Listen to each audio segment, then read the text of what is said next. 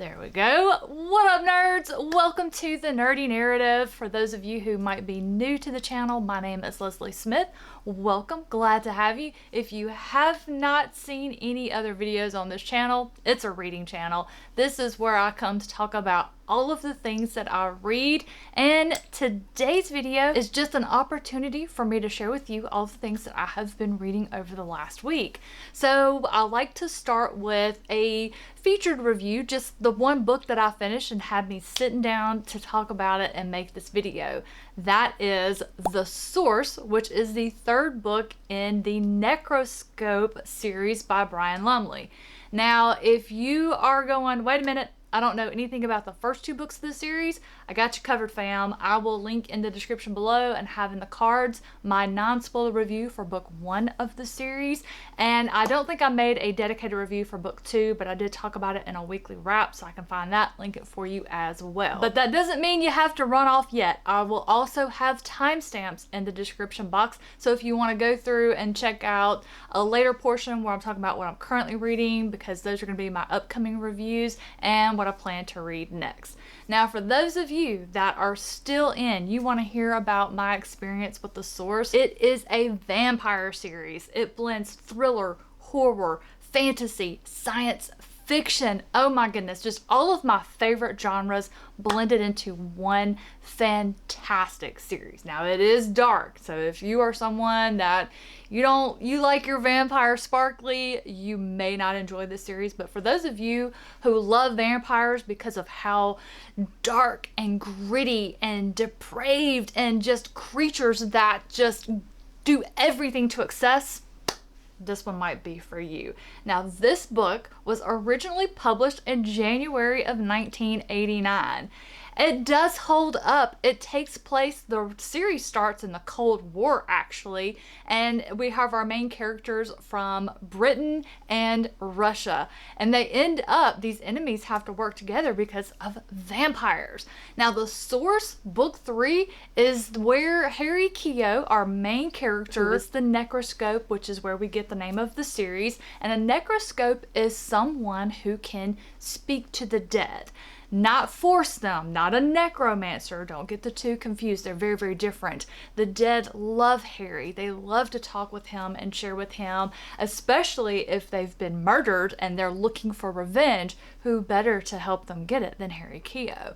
So in this book, Harry takes the battle on the vampiri, or the vampires, to their own home world. You heard me. Their home world. We find out in this book where the previous vampires, the vampiri, where they came from, where they originated, aptly titled The Source.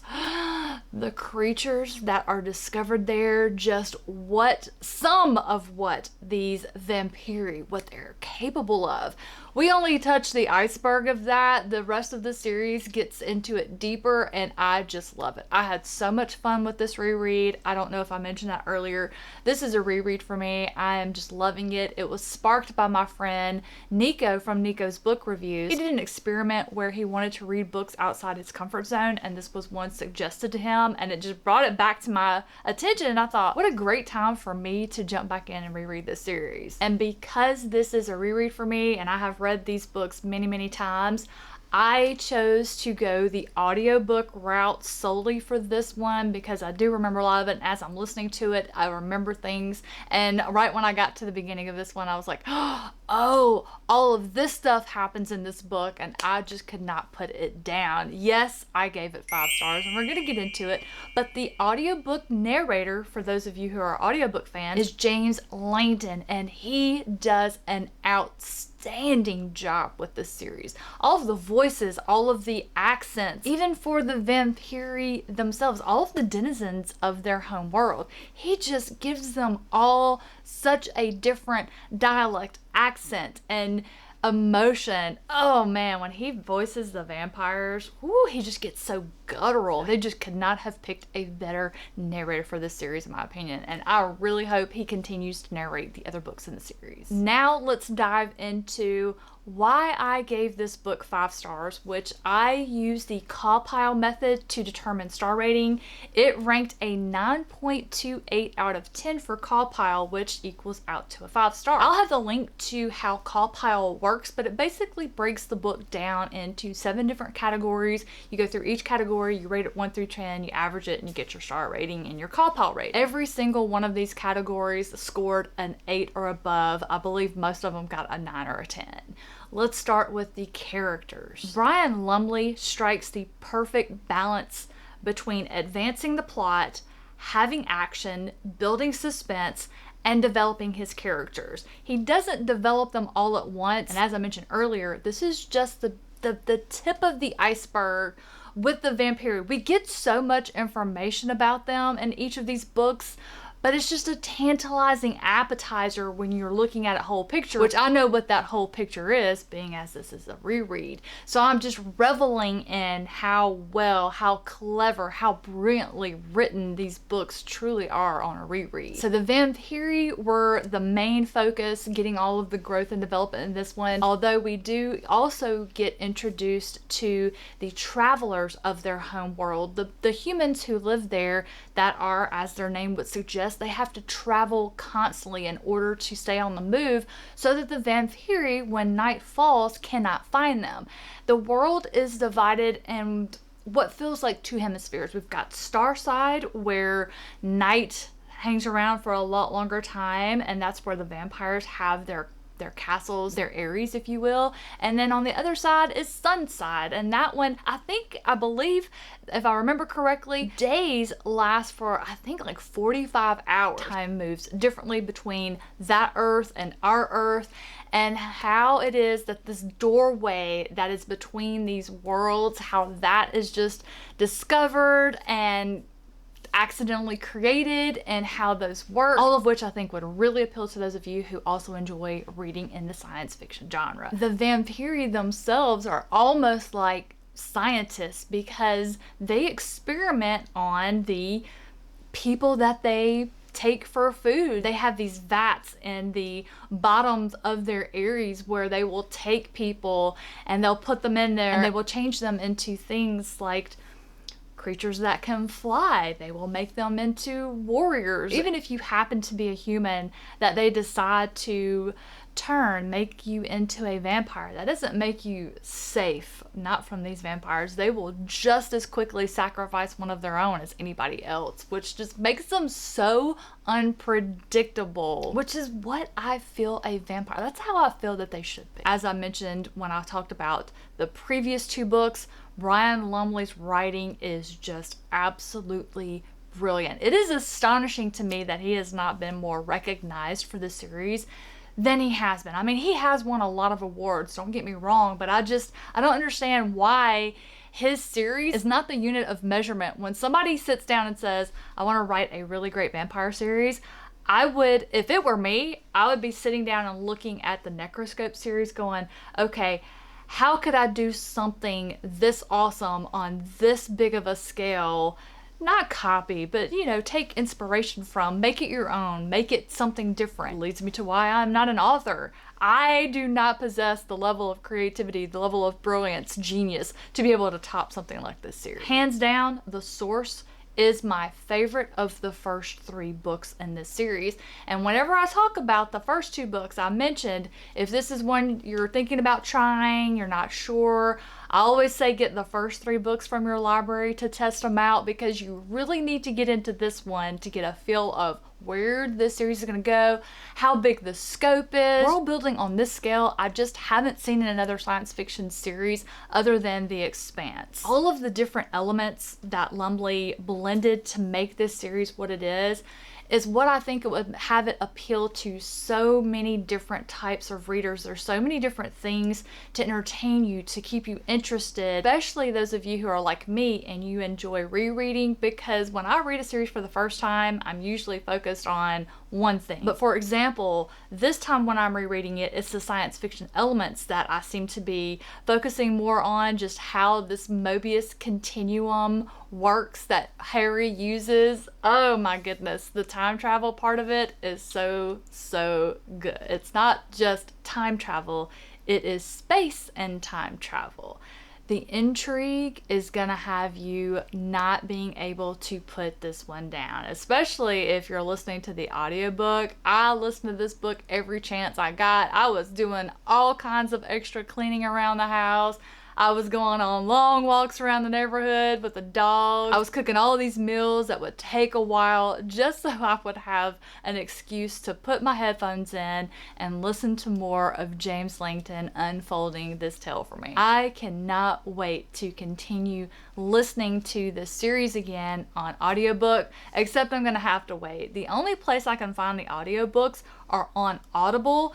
I only get 1 credit a month, so I'm gonna have to wait until my credit resets at the end of the month so I can get the next one in the series, which is fine. I do not mind collecting these to have in my audiobook library so I can go back and listen to them again in a few years, because I know at some point I'm going to think about this series in the future and go, I wonder what I would pick up on my next reread. So that's where I'm going to wrap it up talking about The Source by Brian Lumley. I cannot recommend this series enough. Again, it is not for the faint of heart. If you are new to horror or you're thinking about trying horror, this is not where you should start. Absolutely no. Hit me up down in the comments below.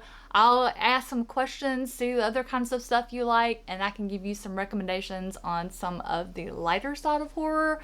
Don't start here. But those of you horror-loving fiends out there, if you haven't listened to this series or read it, get on that one. Now let's meander over into some other things that I picked up this week. So once I finished listening to The Source, I wanted to pick up another audiobook. As I mentioned, I was out of credits. I remembered that I had purchased on sale The Riverfall Chronicles by Jacqueline Hagan a while back. I already read and reviewed the first book, The Wickwire Watch. It was part of SBFBO last year or the year before. I can't remember what year it was exactly.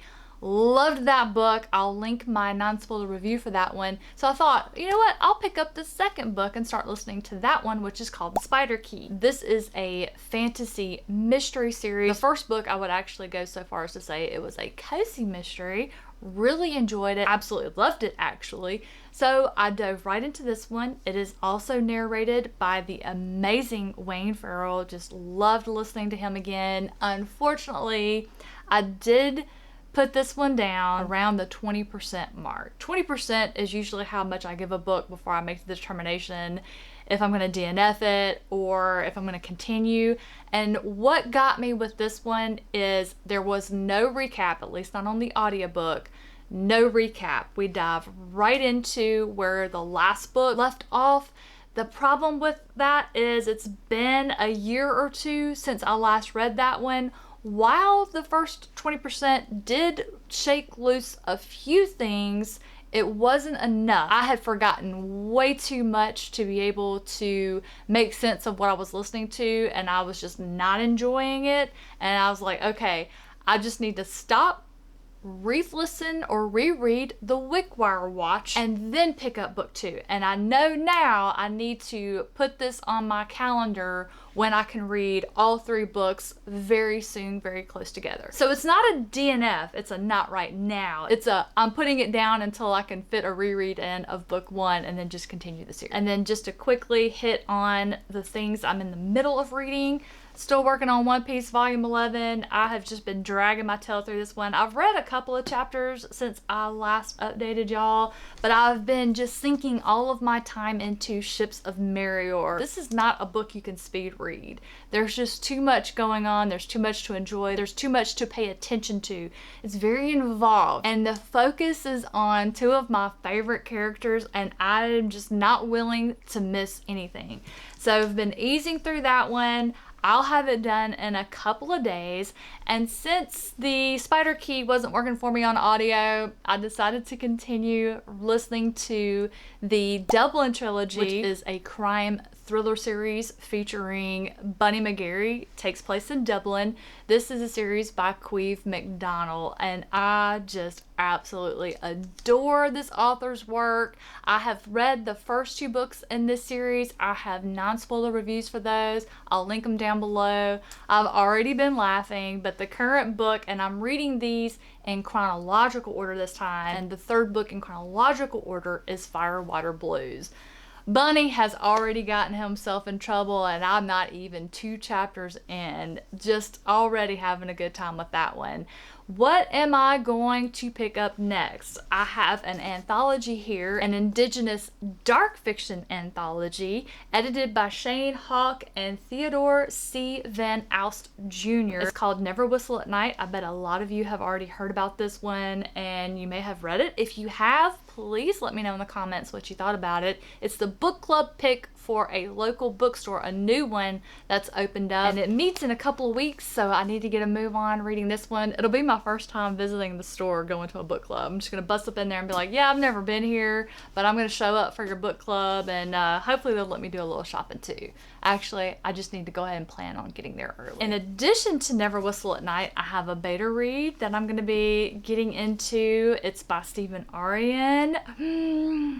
I cannot wait to get into that, which I also will be reading the 3rd book, the final book in his Nightingale and the Falcon trilogy. It's a historical fantasy series. I know several of you that watch the channel have read the first 2 in that one. That is coming out in July. I believe I am getting an ARC for that one. It's on the way in the mail. As soon as that gets here, I'm going to be reading that one, so I'm going to have a great time back to back. 2 books by the same author that I just love.